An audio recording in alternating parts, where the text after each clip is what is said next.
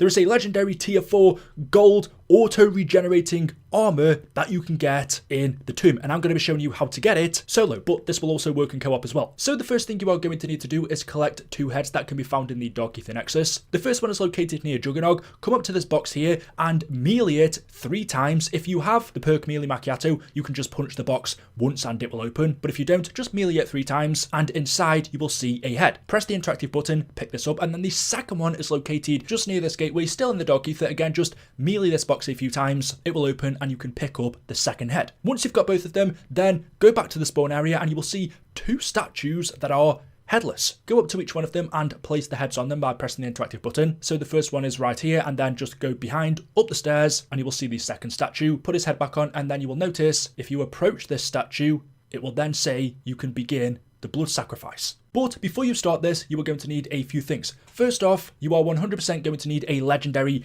and Pack-a-Punch 3-tier weapon. There is no way around it. The enemies that you are about to face as a part of this sacrifice are extremely difficult. You're going to come across doppelgasts and mimics, but they're going to have like 10 times the amount of health that they normally would do. So don't attempt this unless you've got a fully upgraded weapon. I would also recommend you have all of the perks on the game. Besides from Melee Macchiato, that isn't really needed, but everything else, Quick Revive, Juggernog, Stamina Up, Speed Cola, Deadshot, PhD is really useful if you've got the PhD slider augment unlocked so that you can get away quickly. Elemental Pop, Vulturade, and Death Perception. Believe it or not, that's actually useful for this sacrifice because the whole area is going to fill up with red smoke. It's going to be difficult to see, but Death Perception is going to make that a little bit easier. So basically, you're going to want all of the perks in the game besides from Melee Macchiato. I would also recommend you have a Chopper Gunner on standby. You're not supposed to be able to use score streaks as a part of the blood sacrifice, but I'll show you how you can in just a second. Make sure that you're taking in a bunch of points with you as well, because you are going to need to buy ammo multiple times. And as far as Gobblegums go, the only one that I really used, which was helpful to me, was the insta-kill Gobblegum. Shields Up would also be useful, and I'm sure there are a few others that would help in this situation, but I completed it easy enough with just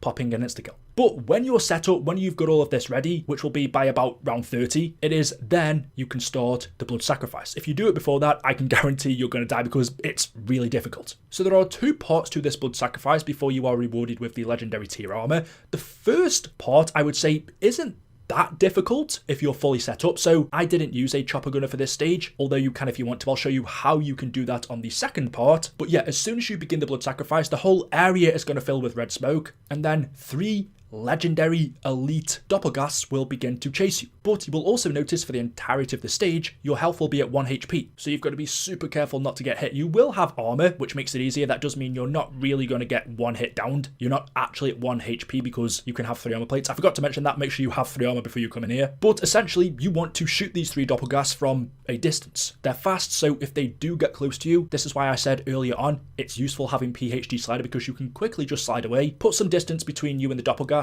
fire some shots at them when they get close, run away, put some more shots at them, and rinse and repeat, and make sure that you're purchasing ammo when you need to. Again, I didn't find this first step too difficult. I think I killed them in about 1 minute, and once you've killed them, the red smoke will clear, and you've then got to do that again, going up to the other statue, but this time it's going to be harder because you'll have the mimics, which can fire projectiles at you, meaning keeping that long distance is going to be more difficult because you don't really get the chance to stand still and shoot them. So after completing the first ritual, make sure that you replenish everything that you need. If you have to, build up some points again so that when you go in, you can keep purchasing ammo. But what we're also going to do for this step is the Chopper Gunner trick. So buy a Chopper Gunner, and what you've got to do is the second you activate the sacrifice, you also need to activate the Chopper Gunner. So you can see here, I hold down the button to start the blood sacrifice, and then the second it finishes, the second I get the chance to press another button, I hold down the Chopper Gunner one, and I load straight into that. You're not supposed to be able to do this, so I can guarantee it's going to get patched. You're not supposed to be able to use score streaks during the blood sacrifice, but activating it the second you start the trial, you can get into a Chopper Gunner. And then from here, you've just got to mow down the elite enemies. Now, it's not as easy as it sounds because 1, you can't see what's down there, and 2, there is the chance that the elites are just going to hide in the caves whilst you're in the Chopper Gunner. I did manage to take 1 out, which is helpful, but the Chopper Gunner ended and I still had to take the rest out on foot. So repeat the same strategy you did the first time around. I activated the insta-kill, which basically does like double damage to them. Keep your distance and shoot at them when you get the opportunity. It probably took me about 2.5-3 minutes to get through this. Just make sure that you're watching your armor. Remember that you are on 1 HP constantly. So if you are at 1 armor plate, be very careful. The normal rounds can continue during this as well. So if you are low on armor, just kill some of the these zombies around you, and hopefully you can replenish some from them. But yeah, ideally you would take out all of these elites during the chopper gunner stage, but if you don't, as long as you have fully upgraded weapons and all of your perks, and you have taken advantage of the insta-kill, it's not too difficult. I tried this the first time around with a legendary 2 weapon and no gobblegums, no chopper gunner strat, and I died. It was super difficult, but I did it the first time around this way. And once you've done it, the smoke will clear, and you will then see the legendary tier 4 armor will spawn in on the wall right here. And basically what it does is it's auto-regeneratable. That's not a word, is it? Your armor will now essentially regenerate on its own, which is super useful if you're going for the boss fight. I would actually recommend you do this before you attempt the boss fight, although it isn't easy. And I will say, for anyone asking, well, what about the ice staff? Is that good? No, it's not good against the elites. It's good for taking out the regular zombies and getting more ammo and armor from them, but I wouldn't really waste your time. I found the Mustang and Sally's to be really good. There are a bunch of other good weapons as well. As long as you're upgrading them to Pack-a-Punch level 3 and tier 3, you should be good. So there we go. Hopefully you've enjoyed. Hopefully this has helped you out. If it has, drop a like rating, make sure you are subscribed, and I will see you in the next video. Until then, goodbye.